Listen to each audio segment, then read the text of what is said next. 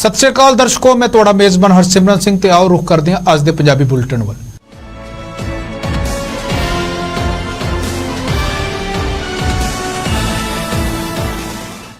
जम्मू विच corona मरीजों की गिनती वधदी ही जा रही है। कोरोना की चपेट विच सरकारी दफ्तर भी हुण आ रहे हैं। इस कड़ी विच अज जम्मू के परेड विच स्थित बिजली विभाग का एक कर्मचारी भी कोरोना संक्रमित पाया गया, जिस दे चलते विभाग के दफ्तर नूं 2 दिनां लई सील कर दिता गया। इस तो इलावा सरवाल पुलिस चौकी विच पुलिस कर्मचारी के संक्रमित होने के बाद चौकी नूं अगले आदेशों तक सील कर दिता गया है।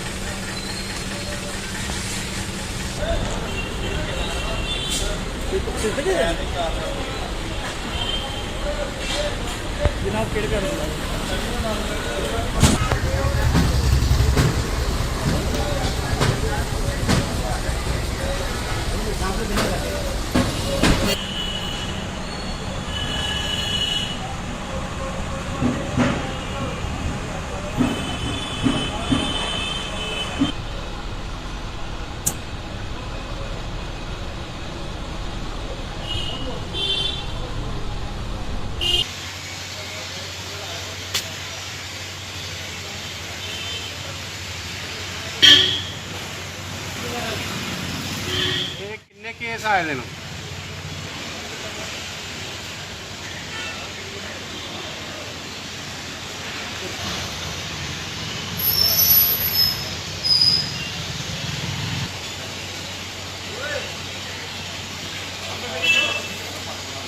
जम्मू कश्मीर के वक्खो वक्खरियां जिलियां वांग ही जिला किश्तवाड़ विच प्रशासन द्वारा बैक टू विलेज के तीजे चरण दी तैयारियां शुरू कर दी गई हैं। तीजे चरण नूं सफल बनाउण लई 10 सितंबर तो जन अभियान भी शुरू किया गया है। डीसी किश्तवाड़ राजिंदर सिंह के मुताबिक जिले के 136 पंचायतों में विजिटिंग अफिसर्स योजनाबद्ध तरीके नाल पंचायत दौरा करके 3 दिनों तक उत्थे वक्त गुजारनगे अते लोकां दीयां समस्यावां नूं भी सुणनगे।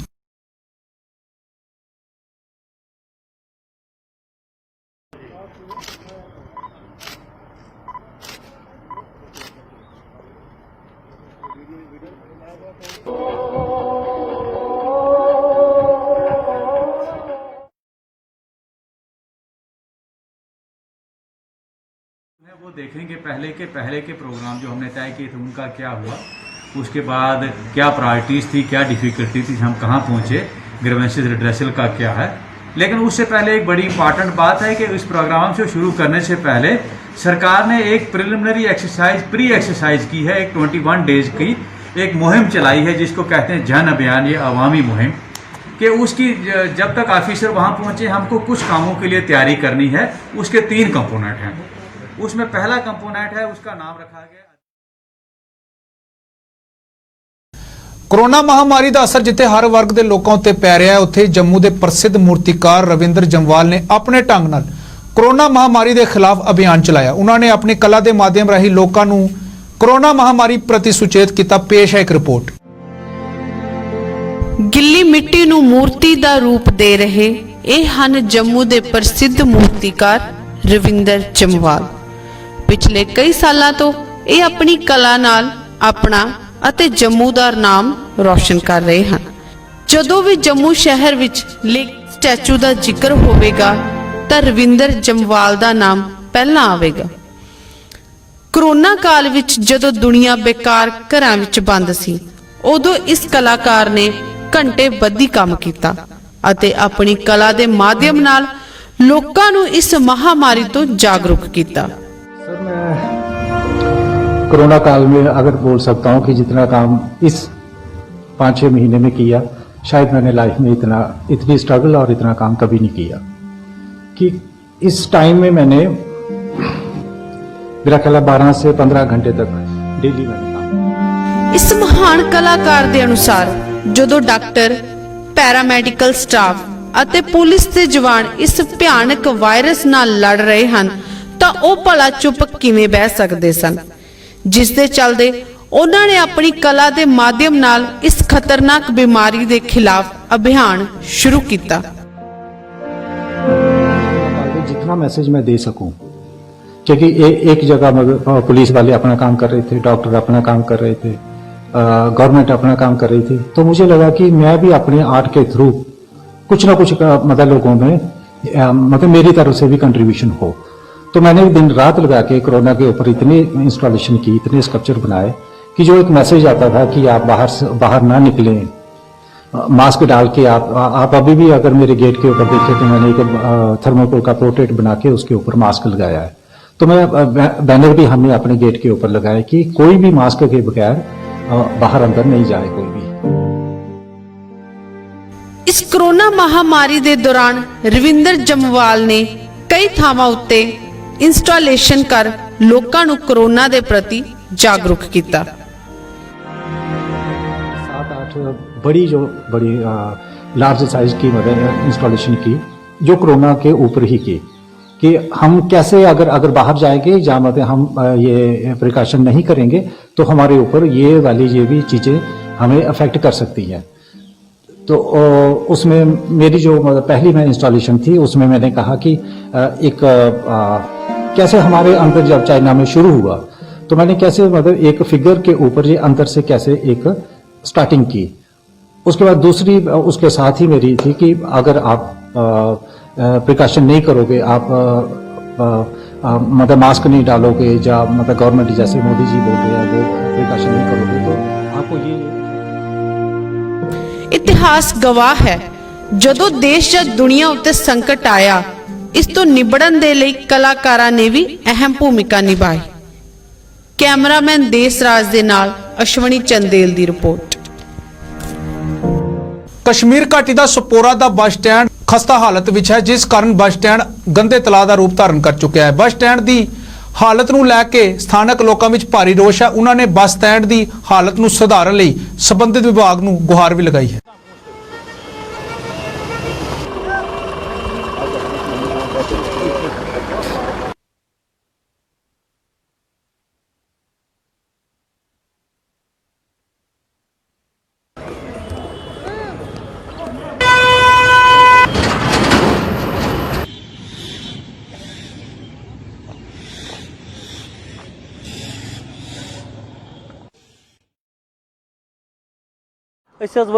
मुतलका हुकामन डी सबनिस ऑफिसस ते R&B गए म्यूनसिपल काउंसलस तान गए हजरत अस वन अड़च हालत खराब गम अत मुतलिक बनाए फाइल तो गए तमाम मुतलका हुकामन तान दपान अड़च हालत खराब गम मैगडम कह सूरत ये ोट से बनोमुत डस्टबिन बनोमुत म्यूनसिपल काउंसिल वालों ये अच्छा गुर गुपन कह हद पुर पे ताकि योर न्यू कॉलोनी पे तमाम ोट ग अड़स मज जमा दोब हजरत तुम वो ये अड़च हालत क्या दोब क्या मैगडम वो आज 3 वरी बोजा ये त्रावन मैगडम मगर मैगडम वन सूरत चैनल की वसातत से हमें आला मुकाम तक ये पहुंचाना चाहते हैं। एक्चुअली जो ये है ना उस समय उन्होंने इसको बस स्टैंड के लिए यहाँ पे मुकर्रर किया था, लेकिन बदकिस्मती से ये बस स्टैंड नहीं है। इसको इन्होंने गोल मार्केट बनाया, इसमें बहुत सारी एजेंसी इसके पीछे है जो इसमें रिश्वत लेते हैं, वो अपना घर बनाते हैं, लेकिन आम लोगों को इधर बहुत परेशानी है, इस अड्डे से बहुत तकलीफ है। यहाँ आप खुद ही मुशाहिदा करिए इस अड्डे की, इसकी हालत देखो कहाँ है। ये कश्मीर प्रोविंस में भाई एक है ये अड्डा ऐसा है जो बिल्कुल खस्ता हालत की सूरत में इस वक्त आपके सामने आया है। आप ये देखिए, हमें म्यूनसिपलिटी वालों ने यहाँ गार्बेज का वो बनाया है, गार्बेज यहाँ पे उधर जमा करते हैं यहाँ, जबकि ये पब्लिक गैदरिंग यहाँ पे होते हैं, ये जंक्शन है, ये बस स्टैंड है। कोरोना महामारी के खतरे ਨੂੰ देखते हुए अरनिया के वार्ड 8 ਵਿੱਚ म्यूनसिपल कमेटी द्वारा सैनिटेशन अभियान चलाया गया। इस दौरान वार्ड ਵਿੱਚ गलियां नालियां ਦੇ ਨਾਲ-ਨਾਲ ਲੋਕਾਂ ਦੇ ਘਰਾਂ ਵਿੱਚ ਵੀ ਦਵਾਈ ਦਾ ਛਿੜਕਾਅ ਕੀਤਾ ਗਿਆ। इस मौके स्थानक सभासद यशपाल सैनी भी मौजूद सन।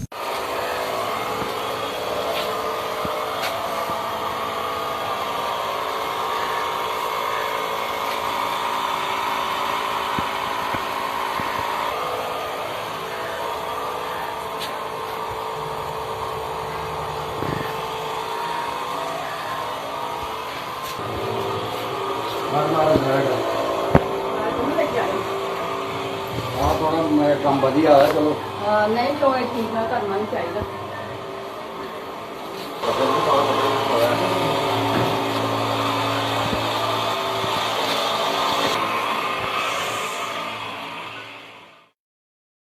काफ़ी दिनों से लग रहा था कि ये कोरोना का प्रकोप है बढ़ता जा रहा है, तो पहले भी बहुत बार हमने सैनिटाइज करवाया, लेकिन आज मैं सैनिटाइज करने वाले को साथ लेके घर घर में अंदर तक सैनिटाइज करवा रहा हूँ।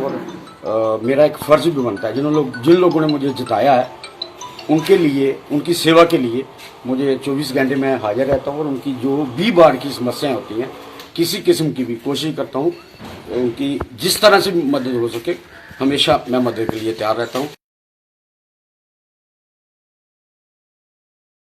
ਪੰਜਾਬੀ ਪਹਾੜੀ ਅਤੇ ਗੋਜਰੀ ਨੂੰ ਅਧਿਕਾਰਕ ਭਾਸ਼ਾ ਦਾ ਦਰਜਾ ਦੇਣ ਦੀ ਮੰਗ ਨੂੰ ਲੈ ਕੇ ਗੁੱਜਰ ਬਕਲਵਾਰ ਤਹਿਰੀਕ ਇਨਸਾਫ ਵੱਲੋਂ ਜੰਮੂ ਵਿੱਚ ਪ੍ਰਦਰਸ਼ਨ ਕੀਤਾ ਗਿਆ। ਪ੍ਰਦਰਸ਼ਨ ਦੀ ਅਗਵਾਈ ਕਰ ਰਹੇ ਤਹਿਰੀਕ ਇਨਸਾਫ ਦੇ ਪ੍ਰਧਾਨ ਨਜਾਕਤ ਖਟਾਨਾ ਨੇ ਕਿਹਾ ਕਿ ਸਰਕਾਰ ਇਹਨਾਂ ਭਾਸ਼ਾਵਾਂ ਦੇ ਨਾਲ ਮਤਰੇਆ ਵਿਵਹਾਰ ਕਰ ਰਹੀ ਹੈ।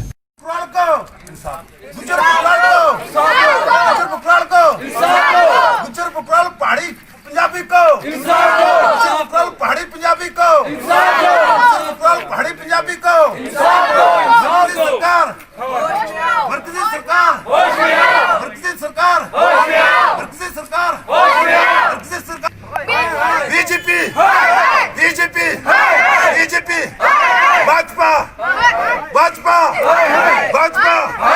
हम क्या चाहते हैं, हम क्या चाहते हैं? साथ हाल ही में जो किया है वो गलत किया है। 3 लैंग्वेजों को इग्नोर कर दिया है। ये 3 लैंग्वेजों को इग्नोर किया, ये सौतेली माँ का सलूक किया है। यहाँ पर हमारे गुज्जर बकराल पहाड़ी और खासकर जो हमारे पंजाबी हैं, बोली अपनी अपनी होती है। चाहे 5 बोली उन्होंने मरकज सरकार में उन्होंने पास की सरकारी दायरे के बीच हाल ही में, और हम मरकज को एक अल्टीमेटम देते हैं। और आज खासकर हमारा रगूड़ा और सिदरा से ये चैलान है और एक तरीके का हम ऐलान करते हैं जी, मरकज सरकार जो है वो होश में आए। और भाजपा जो जम्मू कश्मीर की हमारे लोगों के साथ जो कर रही है, गुजर बकराल के साथ, वो एक सौतेली माँ का सलूक कर रहा है, ये नहीं होना चाहिए। और तमाम रियासत जम्मू कश्मीर के अंदर में डिस्ट्रिक्ट वाइज, तहसील वाइज तमाम नौजवानों को कहता हूँ, रोडों में आ जाओ माल मवेशी लेकर, अगर अपनी बोली को, अपने हकूक को बचाने के लिए। और हम सिख बलादरी को भी कहना चाहता हूँ और पहाड़ी स्पीकिंग को भी मैं कहना चाहता हूँ, जब हम मिल के इस चीज को उठाएंगे और हमारा मसला हल होगा। ਵਾਰਡ ਕੁੰਜਾ ਦੇ ਪਾਰਸ਼ਦ ਰਾਜਕੁਮਾਰ ਨੇ ਵਾਰਡ ਵਿੱਚ ਪਾਰਕ ਦਾ ਵਿਸਤਾਰ ਕਾਰਜ ਦਾ ਕੰਮ ਵੀ ਸ਼ੁਰੂ ਕਰਵਾਇਆ। ਇਸ ਮੌਕੇ ਸਥਾਨਕ ਪਾਰਸ਼ਦ ਨੇ ਕਿਹਾ ਕਿ ਪਾਰਕ ਦਾ ਵਿਸਤਾਰ ਕਰਨ ਦੇ ਨਾਲ-ਨਾਲ ਓਪਨ ਜਿਮ ਦਾ ਨਿਰਮਾਣ ਵੀ ਕੀਤਾ ਜਾਵੇਗਾ।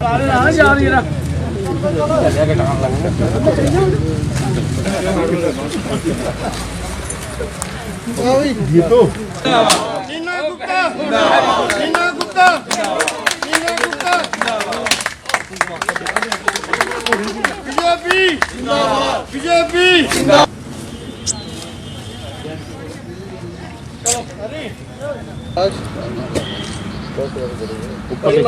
ऊपर देखियो।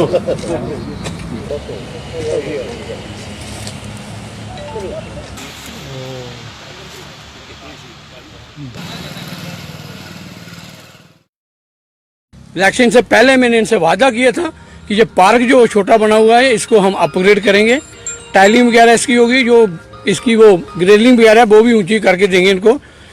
और आज 2 साल हो गए हमें इलेक्शन जीते हुए, लेकिन बदकिस्मती हमारी ये रही, एक तो हमारे 3-4 कमिश्नर चेंज हुए, दूसरा फंड्स का वो थोड़ा ठीक नहीं था, प्रॉपर तरीके से नहीं मिल रहे थे। लेकिन आज हमें 25 लाख रुपया जो है पार्किंग के लिए मिला है। एक नीचे पार्क हमने शुरू कराया, दूसरा पार्क ये। ਮੁੱਖ ਮੰਤਰੀ ਪੰਜਾਬ ਕੈਪਟਨ ਅਮਰਿੰਦਰ ਸਿੰਘ ਨੇ ਅੱਜ ਸਮਾਰਟ ਰਾਸ਼ਨ ਕਾਰਡ ਸਕੀਮ ਦੀ ਸ਼ੁਰੂਆਤ ਕੀਤੀ। ਇਸ ਸੰਬੰਧੀ ਉਹਨਾਂ ਨੇ ਸੋਸ਼ਲ ਮੀਡੀਆ ਰਾਹੀਂ ਜਨਤਾ ਨੂੰ ਇਸ ਸਕੀਮ ਨਾਲ ਹੋਣ ਵਾਲੇ ਫਾਇਦਿਆਂ ਉੱਤੇ ਵੀ ਚਾਨਣਾ ਪਾਇਆ। ਸਮਾਰਟ ਰਾਸ਼ਨ ਕਾਰਡ ਸਕੀਮ ਅਧੀਨ ਪੰਜਾਬ ਸਰਕਾਰ ਲਗਭਗ 37 ਲੱਖ ਗਰੀਬ ਪਰਿਵਾਰਾਂ ਨੂੰ ਸਮਾਰਟ ਕਾਰਡ ਮੁਹੱਈਆ ਕਰਵਾਉਣ ਜਾ ਰਹੀ ਹੈ। ਹੁਣ ਪੰਜਾਬ ਵਿੱਚ ਸਰਕਾਰੀ ਸਸਤਾ ਰਾਸ਼ਨ ਲੈਣ ਵਾਲੇ ਲਾਭਪਾਤਰੀਆਂ ਨੂੰ ਰਾਸ਼ਨ ਡੀਪੂ ਤੋਂ ਕਣਕ ਪ੍ਰਾਪਤ ਕਰਨ ਲਈ ਹੋਰ ਕੋਈ ਦਸਤਾਵੇਜ਼ ਨਾਲ ਲੈ ਕੇ ਜਾਣ ਦੀ ਜ਼ਰੂਰਤ ਨਹੀਂ, सिर्फ स्मार्ट कार्ड ले जाने की लोड़ है। इस स्मार्ट कार्ड नाल लाभपात्री पंजाब के किसी भी हिस्से विच किसी भी डिपू तो अपने बनते हक का लाभ कणक की सरकारी वंड होने ते प्राप्त कर सकता है। स्मार्ट कार्ड दे अंदर लाभपात्री परिवार दे सारे आधार कार्डां दा बेरवा होवेगा ते मशीन ते कार्ड लगा के लाभपात्री दे फिंगरप्रिंट मिल जाण मगरों लाभपात्री राशन प्राप्त कर सकेगा। कैप्टन सरकार दा स्मार्ट राशन कार्ड चलाओ, हुण पंजाब च किधरे भी राशन पाओ। खुराक अते सिविल सप्लाई विभाग पंजाब सरकार वालों जनहित विच जारी।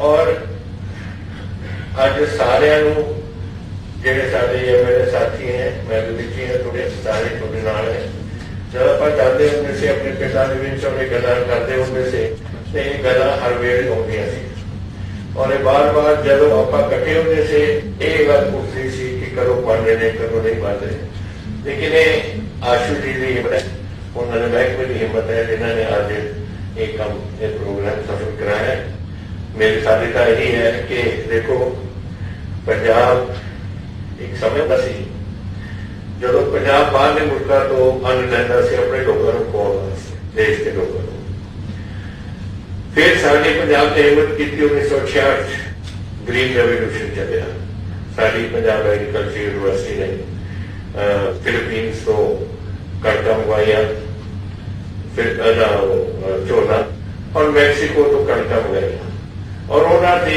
ਕੰਮਕਾਰ ਕਰਕੇ ਡਾਕਟਰ ਖੇਮ ਸਿੰਘ ਗਿੱਲ ਹੁੰਦੇ ਸੀ ਜੋ ਲੀਡਰ ਹੁੰਦੇ ਸੀ राशन का अखीर दे विच सर असी बहुत थैंकफुल हाँ और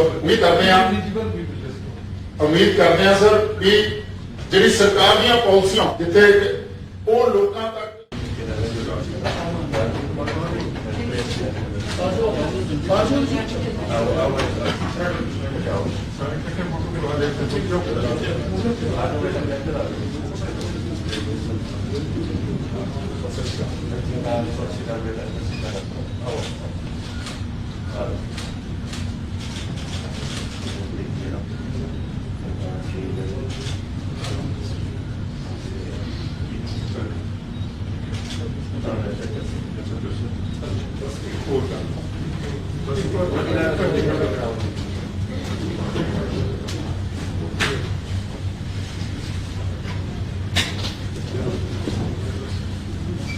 ਸਤੰਬਰ ਤੋਂ ਕਿਸਾਨਾਂ ਦਾ ਧਰਨਾ ਪੂਰੇ ਪ੍ਰਦੇਸ਼ ਵਿੱਚ ਚੱਲ ਰਿਹਾ ਹੈ ਅਤੇ ਸਾਰੇ ਜ਼ਿਲ੍ਹਾਧੀਸ਼ ਦਫ਼ਤਰ ਦੇ ਬਾਹਰ ਕਿਸਾਨਾਂ ਵੱਲੋਂ ਪ੍ਰਦਰਸ਼ਨ ਕੀਤੇ ਜਾ ਰਹੇ ਹਨ ਅਤੇ ਜੇਲ੍ਹ ਭਰੋ ਅੰਦੋਲਨ ਵੀ ਸ਼ੁਰੂ ਕੀਤਾ ਗਿਆ ਹੈ। ਕਿਸਾਨਾਂ ਦਾ ਕਹਿਣਾ ਹੈ ਕਿ ਅੱਜ ਉਹਨਾਂ ਨੂੰ ਪ੍ਰਦਰਸ਼ਨ ਕਰਦੇ 5ਵਾਂ ਦਿਨ ਹੋ ਗਿਆ ਹੈ ਪਰ ਸਰਕਾਰ ਉਹਨਾਂ ਵੱਲ ਕੋਈ ਵੀ ਧਿਆਨ ਨਹੀਂ ਦੇ ਰਹੀ। ਕਿਸਾਨਾਂ ਨੇ ਕਿਹਾ ਕਿ ਉਹ ਕਪੂਰਥਲਾ ਜੇਲ੍ਹ ਦੇ ਬਾਹਰ ਵੀ ਧਰਨਾ ਦੇਣਗੇ ਤਾਂ ਕਿ ਜੇ ਉਹਨਾਂ ਦੀ ਮੰਗਾਂ ਨਾ ਮੰਨੀਆਂ ਗਈਆਂ ਤਾਂ ਉਹਨਾਂ ਨੂੰ ਜੇਲ੍ਹ ਵਿੱਚ ਪਾ ਦਿੱਤਾ ਜਾਏ।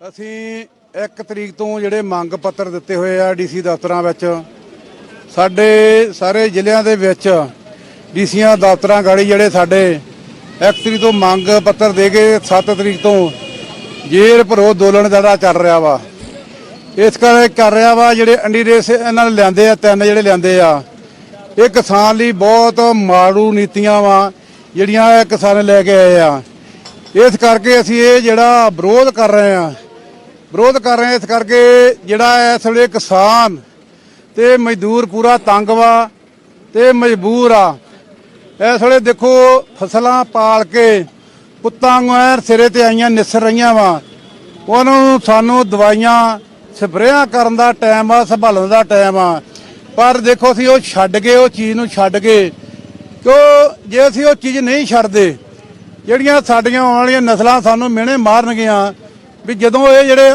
ਬਣੇ ਸੀਗੇ ਤੁਸੀਂ ਉਦੋਂ ਕਿੱਥੇ ਸੀਗੇ ਇਸ ਕਰਕੇ ਅਸੀਂ ਆਦੇ ਨਾ ਧੀਆਂ ਪੁੱਤਾਂ ਦੀ ਨਾ ਦੇ ਫਸਲਾਂ ਦੀ ਪਰਵਾਹ ਕਰਦੇ ਹੋਏ ਅਸੀਂ ਇਹ ਦਰੀਆਂ ਵਿਛਾ ਕੇ ਇਹਨਾਂ ਦੇ ਡੀਸੀਆਂ ਦਫ਼ਤਰਾਂ ਗਾੜੀ ਬੈਠੇ ਆ ਕਿਉਂ ਇਹ ਜੋ ਉੱਚ ਅਧਿਕਾਰੀ ਆ ਸਾਡੇ ਇਥੋਂ ਸਾਡੇ ਮੰਗ ਪੱਤਰ ਲੈ ਕੇ ਮੋਦੀ ਦਾ ਜਿਹੜਿਆਂ ਆਪਣੇ ਪ੍ਰਧਾਨ ਮੰਤਰੀ ਨੂੰ ਪਹੁੰਚਾਉਣ ਤੇ ਜਿਹੜੀਆਂ ਸਾਡੀਆਂ ਕਿਸਾਨਾਂ ਦੀਆਂ ਮੰਗਾਂ ਵਾ ਦਿਨੋਂ ਦਿਨ ਜਿਹੜੀਆਂ ਵਧਦੀਆਂ ਜਾ ਰਹੀਆਂ ਵਾ ਘਟਣ ਦਾ ਨਾਂ ਨਹੀਂ ਲੈ ਰਹੀਆਂ ਕਿਉਂ ਜਿਹੜੀ ਸਾਡੇ ਕੋਲ 2 ਫਸਲਾਂ ਰਹਿ ਗਈਆਂ ਵਾ ਜਿਹੜੀਆਂ ਮੰਡੀਕਰਨ ਆ ਜਿਹੜਾ ਹੋਰ ਕਿਸੇ ਖੇਤੀ ਮੰਡੀ ਦੇ ਵਿੱਚ ਕੋਈ ਖੇਤੀ ਮੰਡੀਕਰਨ ਨਹੀਂ ਕੋਈ ਰਹਿ ਗਿਆ। ਅੰਮ੍ਰਿਤਸਰ ਦੇ ਗੁਰਬਖਸ਼ ਨਗਰ ਵਿੱਚ ਚੋਰਾਂ ਨੇ ਇੱਕ ਵੱਡੀ ਵਾਰਦਾਤ ਨੂੰ ਅੰਜਾਮ ਦਿੱਤਾ। ਅੰਮ੍ਰਿਤਸਰ ਦੇ ਗੁਰਬਖਸ਼ ਨਗਰ ਵਿੱਚ ਵਿਧਾਇਕ ਇੰਦਰਬੀਰ ਸਿੰਘ ਬਲੋਰੀਆ ਦੇ ਘਰ ਕੋਲੋਂ ਇੱਕ ਚੋਰੀ ਨੇ ਸਾਰਿਆਂ ਨੂੰ ਹੈਰਾਨ ਕਰ ਦਿੱਤਾ, ਕਿਉਂਕਿ ਚੋਰਾਂ ਨੇ ਕਿਸੇ ਵੀ ਅਲਮਾਰੀ ਜਾਂ ਦਰਵਾਜ਼ੇ ਦਾ ਜਿੰਦਾ ਨਾ ਤੋੜਿਆ, ਬਲਕਿ ਉਹਨਾਂ ਕੋਲ ਪਹਿਲਾਂ ਤੋਂ ਹੀ ਚਾਬੀਆਂ ਮੌਜੂਦ ਸਨ। ਪਰਿਵਾਰ ਦੇ ਅਨੁਸਾਰ ਇਹ ਚੋਰੀ 6 ਤੋਂ 7 ਵਜੇ ਦੇ ਵਿਚਕਾਰ ਕੀਤੀ ਗਈ। ਦੂਜੇ ਪਾਸੇ ਪੁਲਿਸ ਨੇ ਕਿਹਾ ਕਿ ਸੀਸੀਟੀਵੀ ਕੈਮਰਿਆਂ ਦੀ ਵੀ ਮੁਰੰਮਤ ਪਰਿਵਾਰ ਦੁਆਰਾ ਕੀਤੀ ਜਾ ਰਹੀ ਸੀ। ਪੁਲਿਸ ਨੇ ਜਲਦ ਹੀ ਚੋਰਾਂ ਨੂੰ ਫੜਨ ਦੀ ਗੱਲ ਵੀ ਕੀਤੀ ਹੈ। ਉਹਨਾਂ ਨੂੰ ਪਹਿਲਾਂ ਹੀ ਸ਼ਾਇਦ ਪਤਾ ਹੋਏਗਾ ਵੀ ਇੱਥੇ ਅਲਮਾਰੀਆਂ ਨੇ, ਇੱਥੇ ਇਹ ਸਾਰਾ ਕੁਝ ਹੈ। ਤਸਵੀਰਾਂ ਤੁਹਾਨੂੰ ਦਿਖਾ ਰਿਹਾ ਕੈਮਰਾਮੈਨ ਕਿ ਇਹ ਅਲਮਾਰੀ ਜਿਹੜੀ ਹੈ ਤੋੜ ਕੇ ਚਾਬੀਆਂ ਲਗਾ ਕੇ ਤਾਂ ਫਿਰ ਇੱਥੋਂ ਰਵਾਨਾ ਹੋ ਗਏ, ਕਿਉਂਕਿ ਇਸ ਅਲਮਾਰੀ ਨੂੰ ਤੋੜਨਾ ਜਿਹੜਾ ਬਹੁਤ ਮੁਸ਼ਕਿਲ ਹੈ। ਕਾਫੀ ਮੋਟਾ ਲੋਹਾ ਲੱਗਾ ਹੁੰਦਾ ਇਸ ਅਲਮਾਰੀ ਦੇ ਵਿੱਚ। ਤਾਂ ਕਿਸ ਤਰ੍ਹਾਂ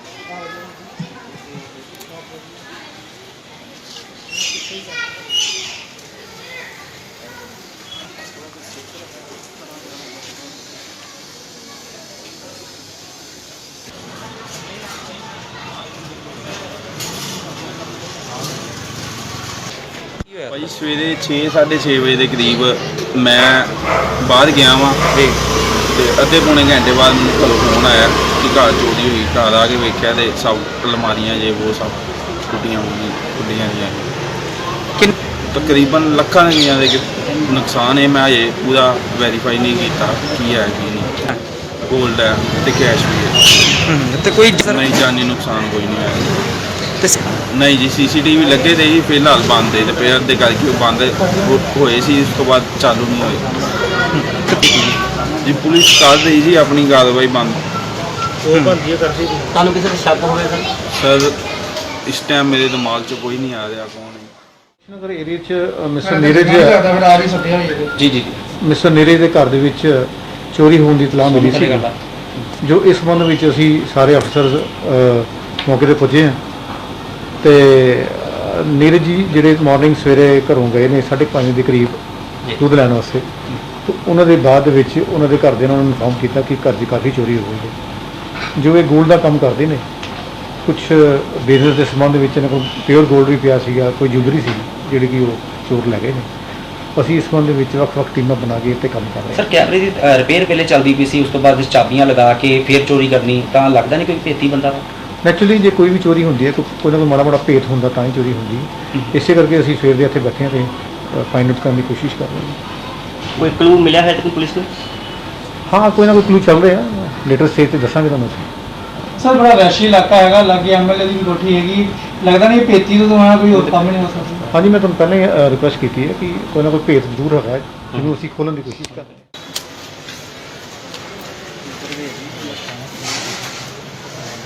ਕਹਿੰਦੇ ਨੇ ਇਨਸਾਨ ਅੰਦਰ ਉੱਡਣ ਦਾ ਹੌਸਲਾ ਹੋਵੇ ਤੇ ਖੰਭ ਮਾਇਨੇ ਨਹੀਂ ਰੱਖਦੇ। ਇਹੋ ਮਿਸਾਲ ਪੇਸ਼ ਕਰ ਰਿਹਾ ਜਲੰਧਰ ਦਾ ਇੱਕ ਸ਼ਖਸ ਵਿਨੋਦ ਫਕੀਰਾ। ਜਲੰਧਰ ਦੇ ਨਗਮ ਨਿਗਮ ਵਿੱਚ ਜਿੱਥੇ ਹਰ ਕੋਈ ਸ਼ਖਸ ਦੌੜ ਕੇ ਜਾਂ ਚੱਲ ਕੇ ਆਉਂਦਾ, ਉੱਥੇ ਇਹ ਸ਼ਖਸ ਆਪਣੇ ਹੱਥਾਂ ਦੇ ਸਹਾਰੇ ਦਫ਼ਤਰ ਪਹੁੰਚਦਾ ਹੈ। ਵਿਨੋਦ ਕੁਮਾਰ ਜਲੰਧਰ ਨਗਮ ਨਿਗਮ ਦੇ ਜੁਆਇੰਟ ਕਮਿਸ਼ਨਰ ਦੇ ਪੀਏ ਹਨ।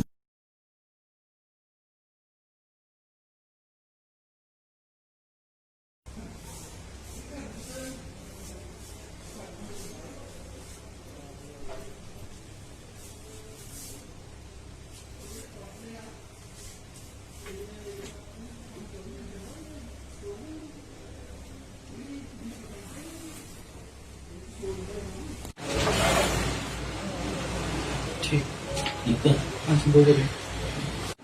ਜਦੋਂ ਆਪਣੇ ਫੋਨ ਤੇ ਇੱਕ ਚੱਲਦਾ ਇਹ ਤੇ ਤਿੰਨ ਇੱਕੋ ਚੱਲਦੇ, 2 ਵਜੇ ਆਪਣੇ ਚੱਲਦੇ, ਤੀਸਰੀ ਹਟੋ ਹੋ ਜਾਂਦੀ। ਦੇਖ ਲਈਓ ਫੇਸਬੁੱਕ ਤੇ ਵਿਨੋਦ ਫਕੀਰਾ ਦੇਖ ਕੇ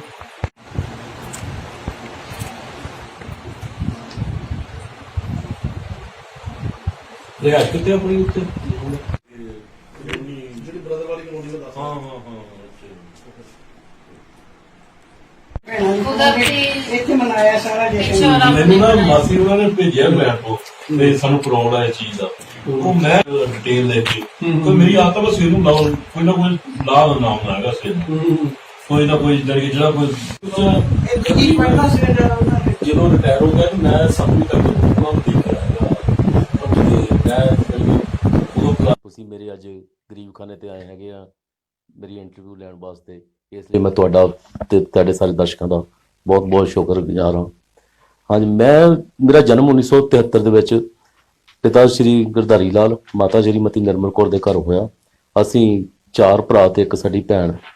ਤੇ ਮੈਨੂੰ ਬਚਪਨ ਦੇ ਵਿੱਚ 2 ਸਾਲ ਦੀ ਉਮਰ ਦੇ ਵਿੱਚ ਪੋਲੀਓ ਹੋ ਗਿਆ। ਮੈਂ ਆਪਣੇ ਆਪ ਨੂੰ ਚੱਲਦਾ ਨਹੀਂ ਦੇਖਿਆ, ਮੈਨੂੰ ਇਹ ਘਰ ਦੇ ਦੱਸਦੇ ਵੀ ਚੱਲਦਾ ਸੀਗਾ। ਤੇ ਮੈਂ ਜਾਣੀ ਕਿ ਜਦੋਂ ਪੋਲੀਓ ਹੋਣ ਤੋਂ ਬਾਅਦ ਦੇ ਵਿੱਚ ਕਾਫੀ ਇਹਨਾਂ ਨੇ ਇਲਾਜ ਕਰਵਾਇਆ ਮੇਰਾ, ਇੰਗਲੈਂਡ ਤੱਕ ਦੇ ਡਾਕਟਰਾਂ ਨੂੰ ਚੈੱਕਅਪ ਕਰਵਾਇਆ, ਜਿਹੜਾ ਕਿ ਨਹੀਂ ਠੀਕ ਹੋ ਸਕਿਆ। ਉਹਨਾਂ ਨੇ ਕਾਫੀ ਜ਼ੋਰ ਲਾਇਆ, ਕੀਤਾ ਸਾਰਾ, ਪਰ ਨਹੀਂ ਹੋਇਆ। ਔਰ ਇਹਨਾਂ ਨੇ ਮੈਨੂੰ ਕਦੀ ਵੀ, ਮੇਰੇ ਪਰਿਵਾਰ ਦੇ ਸਾਰੇ ਮੈਂਬਰਾਂ ਨੇ, ਭੈਣਾਂ ਭਰਾਵਾਂ ਨੇ ਕਦੀ ਇਹ ਮਹਿਸੂਸ ਨਹੀਂ ਹੋਣ ਦਿੱਤਾ ਕਿ ਮੈਨੂੰ ਇਹ ਪ੍ਰੋਬਲਮ ਹੈ। ਕਿਉਂਕਿ ਮੈਂ ਅੱਜ ਵੀ ਚੇਤੇ ਆ ਮੈਨੂੰ, ਮੇਰੇ ਸਿਸਟਰ ਔਰ ਮੇਰੇ ਬ੍ਰਦਰ ਚੱਕ ਕੇ ਇੱਥੇ ਸਾਡੇ ਦੁਸਹਿਰਾ ਲੱਗਦਾ ਹੁੰਦਾ, ਦੁਸਹਿਰਾ ਗਰਾਊਂਡ 'ਚ ਲੈ ਜਾਂਦੇ ਹੁੰਦੇ ਸੀਗੇ। ਫਿਰ ਮੈਨੂੰ ਜੋ ਉਦੋਂ 6 ਸਾਲ ਦੇ ਬੱਚੇ ਨੂੰ ਸਕੂਲ 'ਚ ਦਾਖਲ ਕਰਵਾਉਂਦੇ ਹੁੰਦੇ ਸੀਗੇ। ਔਰ ਮੇਰੇ ਮਦਰ ਨੇ ਤਾਂ ਫਾਦਰ ਨੇ ਇੱਕ ਆਪਣੀ ਡਿਊਟੀ, ਇੱਕ ਆਪਣਾ ਫਰਜ਼ ਸਮਝ ਕੇ ਪ੍ਰਾਇਮਰੀ ਮੇਰੀ ਇੱਥੋਂ ਸਕੂਲ 'ਚ, ਪ੍ਰਾਇਮਰੀ ਸਕੂਲ 'ਚ, ਗੌਰਮੈਂਟ ਸਕੂਲ 'ਚੋਂ ਕਰਵਾਈ। ਫਿਰ ਮੈਂ ਗੌਰਮੈਂਟ ਸੀਨੀਅਰ ਸੈਕੰਡਰੀ ਸਕੂਲ ਤੋਂ +2 ਤੱਕ ਪੜ੍ਹਿਆ ਔਰ ਫਿਰ ਮੈਂ BA ਕਰਕੇ ਮੈਨੂੰ ਸਰਕਾਰੀ ਨੌਕਰੀ ਮਿਲ ਗਈ। ਨੌਕਰੀ ਮਿਲਣ ਤੋਂ ਬਾਅਦ ਵਿੱਚ ਕੁਦਰਤੀ ਮੇਰੇ ਅੰਦਰ ਇੱਕ ਸੀ, ਮੈਂ ਜ਼ਿਆਦਾਤਰ ਮੈਂ ਸ਼ਿਵ ਕੁਮਾਰ ਬਟਾਲਵੀ ਦੀਆਂ ਬੁੱਕਸ ਪੜ੍ਹੀਆਂ ਸੀਗੀਆਂ। ਔਰ ਮੈਂ ਜਿਹੜਾ BA ਦੇ ਵਿੱਚ ਸਬਜੈਕਟ ਪੰਜਾਬੀ ਦਾ ਰੱਖਿਆ ਸੀ, ਉਹ ਵੀ ਮੈਂ ਇਲੈਕਟਿਵ ਪੰਜਾਬੀ ਰੱਖੀ ਸੀ, ਜਿਹਦੇ ਵਿੱਚ ਮੈਨੂੰ ਕਾਫੀ ਰਾਈਟਰ, ਵਾਰਿਸ ਸ਼ਾਹ ਦੀ ਹੀਰ, ਆਪਣੇ ਪ੍ਰੋਫੈਸਰ ਮੋਹਨ ਸਿੰਘ ਦਾ ਅੰਮ੍ਰਿਤਾ ਪ੍ਰੀਤਮ ਦੀ ਸਿੱਧੀ ਟਿਕਟ, ਸਾਰੀਆਂ ਕਿਤਾਬਾਂ ਤਕਰੀਬਨ ਮੈਂ ਮੇਰੇ ਪੜ੍ਹ ਚੁੱਕਾ ਹੈਗਾ ਮੈਂ। ਤੇ ਉਸ ਦੇ ਨਾਲ ਨਾਲ ਫਿਰ ਮੈਨੂੰ ਲਿਖਣ ਦਾ ਸ਼ੌਕ ਪੈਦਾ ਹੋ ਗਿਆ। ਤੇ 2009 ਦੇ ਵਿੱਚ ਮੇਰੀ ਕਿਤਾਬ ਰਿਲੀਜ਼ ਹੋਈ, ਮੇਰਾ ਦਰਦ ਮੇਰਾ ਸਰਮਾਇਆ, ਜੋ ਪੰਜਾਬੀ ਯੂਨੀਵਰਸਿਟੀ ਪਟਿਆਲਾ ਤੋਂ ਡਾਕਟਰ ਸਤੀਸ਼ ਵਰਮਾ ਦੀ ਰਹਿਨਮਾਈ ਹੇਠ ਉਹਨਾਂ ਨੇ ਉਹਦੀ ਭੂਮਿਕਾ ਲਿਖੀ। ਔਰ ਪ੍ਰੈਸ ਕਲੱਬ ਜਲੰਧਰ ਵਿੱਚ 23 ਮਈ 2009 ਨੂੰ ਸਰਦਾਰ ਸਤਵੰਤ ਸਿੰਘ ਜੌਹਲ, ਉਸ ਸਮੇਂ ਦੇ ਡਿਪਟੀ ਕਮਿਸ਼ਨਰ ਮੋਗਾ, ਉਹਨਾਂ ਨੇ ਰਿਲੀਜ਼ ਕੀਤੀ ਮੇਰੀ ਕਿਤਾਬ, ਜਿਹਦਾ ਬਹੁਤ ਹੀ ਮੈਨੂੰ ਭਰਮਾ ਹੁੰਗਾਰਾ ਮਿਲਿਆ। ਔਰ ਇਹਨਾਂ ਚੀਜ਼ਾਂ ਦੇ ਨਾਲ ਹੀ ਮੈਂ ਲਿਖਣ ਦੇ ਵਿੱਚ ਆ ਗਿਆ ਤੇ ਹੌਲੀ ਹੌਲੀ ਲਿਖਦਿਆਂ ਮੇਰੀਆਂ ਪ੍ਰਿੰਟਿੰਗ ਹੁੰਦੀਆਂ ਗਈਆਂ। ਜੇਕਰ ਤੁਸੀਂ ਜਨਮ ਦਿਨ ਦਾ ਕੇਕ ਖਾ ਰਹੇ ਹੋ ਤਾਂ ਧਿਆਨ ਨਾਲ ਖਾਇਓ, ਕਿਤੇ ਤੁਹਾਡੇ ਕੇਕ ਵਿੱਚ ਕਾਕਰੋਚ ਨਾ ਹੋਵੇ। ਇਹੋ ਜਿਹਾ ਇੱਕ ਮਾਮਲਾ ਸਾਹਮਣੇ ਆਇਆ ਹੈ ਮੋਗੇ ਦੀ ਨਾਮੀ ਬੇਕਰੀ ਦਾ। ਇੱਥੋਂ ਇੱਕ ਗ੍ਰਾਹਕ ਨੇ ਆਪਣੇ ਬੇਟੇ ਦੇ ਜਨਮ ਦਿਨ ਲਈ ਕੇਕ ਖਰੀਦਿਆ। ਕੇਕ ਨੂੰ ਕੱਟਣ ਉਪਰੰਤ ਉਸ ਵਿੱਚੋਂ ਕਾਕਰੋਚ ਨਿਕਲਿਆ। ਤੁਰੰਤ ਕੇਕ ਦੁਕਾਨਦਾਰ ਕੋਲ ਲਿਜਾਣ ਤੇ ਦੁਕਾਨਦਾਰ ਨੇ ਮਾਫੀ ਮੰਗੀ ਅਤੇ ਇਸ ਦਾ ਜ਼ਿੰਮੇਵਾਰ ਮੌਸਮ ਨੂੰ ਠਹਿਰਾਇਆ। ਪਰ ਗ੍ਰਾਹਕ ਅਨੁਸਾਰ ਅਜਿਹਾ ਵਾਕਿਆ ਪਹਿਲਾਂ ਵੀ ਹੋ ਚੁੱਕਾ ਹੈ। ਖੋਲੋ ਡੱਬਾ ਖੋਲੋ।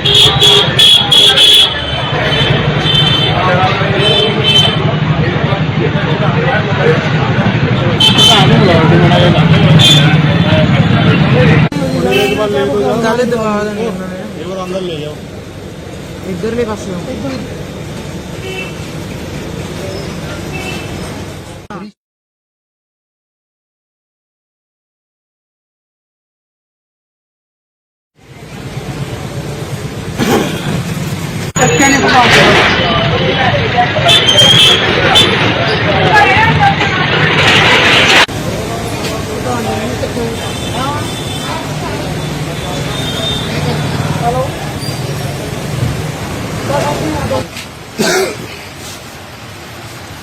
जाओ। फिर क्यों गया सर? ਸਰ ਇੱਕ ਕਸਟਮਰ ਹੈ ਤੁਹਾਡੀ ਦੁਕਾਨ ਤੋਂ ਕੱਲ ਕੇਕ ਲੈ ਗਏ, ਇਹਨਾਂ ਦਾ ਕਹਿਣਾ ਕਿ ਤੁਹਾਡੇ ਕੇਕ ਦੇ ਵਿੱਚ ਇੱਕ ਕਾਕਰੋਚ ਨਿਕਲਿਆ ਜੀ। ਸਰ ਸੌਰੀ ਫੀਲ ਕਰਦਾ, ਬਾਈ ਚਾਂਸ ਹੋ ਗਿਆ, ਇਹ ਮੌਸਮ ਜ਼ਿਆਦਾ ਉਸ ਤਰ੍ਹਾਂ ਦਾ, ਬਾਈ ਮਿਸਟੇਕ ਹੈਗੀ ਹੈ। ਬਾਈ ਮਿਸਟੇਕ ਹੈ ਕਿ ਸਰ ਤੁਸੀਂ ਕਿਹੜਾ ਨਵੇਂ ਹੈਗੇ ਸਰ? ਦੇਖਾਂਗੇ ਜੀ ਤੁਹਾਡੇ ਚੀਜ਼ ਦੇ ਵਿੱਚ ਏਡਾ ਵੱਡਾ ਕਾਕਰੋਚ ਪਿਆ ਜੀ। ਮੰਨ ਲਓ ਬਣਿਆ ਕੇਕ। ਸਰ ਕੀ ਨਾਮ ਆਪਣਾ ਜੀ? ਨਰੇਸ਼ ਕੁਮਾਰ ਹੈ। ਸਰ ਕੀ ਪ੍ਰੋਬਲਮ ਆਈ ਤਾਂ? ਸਰ ਕੱਲ ਬਰਥਡੇ ਕੇਕ ਲੈ ਗਏ ਸੀ ਮੇਰੀ ਵਾਈਫ ਨੂੰ, ਮੇਰੇ ਬੇਟੇ ਦਾ ਬਰਥਡੇ ਸੀ। ਕਿੰਨਾ ਦੀ ਦੁਕਾਨ ਤੋਂ ਲਿਆ ਜੀ? ਪ੍ਰੇਮ ਕੀ ਨਿਕਲਿਆ ਵਿੱਚੋਂ ਜੀ? ਕਾਕਰੋਚ ਨਿਕਲਿਆ ਸਰ ਵਿੱਚ। ਹੁਣ ਤੁਸੀਂ ਦੁਕਾਨ ਤੇ ਲੈ ਕੇ ਆਏ, ਕੀ ਕਹਿੰਦੇ? ਕੁਛ ਨਹੀਂ ਲੈ ਕੇ ਤਾਂ ਮੈਂ ਤੁਹਾਨੂੰ ਬੁਲਾਇਆ, ਤੁਸੀਂ ਤੁਹਾਡੇ ਸਾਹਮਣੇ ਤੁਹਾਨੂੰ ਸਾਰਾ ਕੁਝ ਵੀਡੀਓ ਬਣਾ ਲਈ, ਸਾਰਾ ਕੁਝ ਕਰ ਲਿਆ ਤੁਹਾਡੇ ਸਾਹਮਣੇ ਤਾਂ ਸਾਰਾ ਕੁਝ। ਆਹ ਪਿਆ ਕਾਕਰੋਚ ਥੱਲੇ ਸਿੱਟੇ ਹੁਣ ਕੱਢ ਗਏ ਸਰ। ਮੈਂ ਤਾਂ ਸੌਰੀ ਫੀਲ ਕਰਦਾ, ਮੈਂ ਸਰ ਉਹਦਾ ਦੂਜੀ ਸੌਰੀਆਂ ਥੋੜੀ। ਅੱਜ ਦੇ ਬੁਲੇਟਿਨ ਵਿੱਚ ਬਸ ਇੰਨਾ ਹੀ। ਦਿਓ ਇਜਾਜ਼ਤ। ਧੰਨਵਾਦ।